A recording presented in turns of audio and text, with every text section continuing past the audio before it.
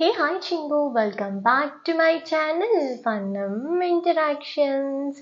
అందరికీ దేవి నవరాత్రి శుభాకాంక్షలు. రోజు డే 9 సిద్ధిదాత్రి దేవి. దేవి భాగవత పురాణం ప్రకారం సృష్టి ప్రారంభం ముందు బ్రహ్మాండం మొత్తం చీకటిలో మునిగిపోయి ఉండేది. ఆ సమయంలో మహాశివుడు ఆది పరాశక్తిని ప్రార్థించారు. అప్పుడు పార్వతీదేవి సిద్ధిదాత్రి రూపంలో కనిపించి శివుడికి అష్టసిద్ధులను ప్రసాదించారు. అనిమ, మహిమ, గరిమ, లగిమ, ప్రాప్తి, ప్రాకామ్య, ఇసిత్వం, వసిత్వం.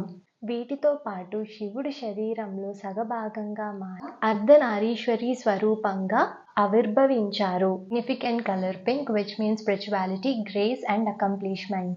నా డ్రెస్ ఎలా ఉంది? సింపుల్గా బ్రేస్లైట్ అండ్ ఇయర్ రింగ్స్తో అయితే ప్యారప్ చేశాను.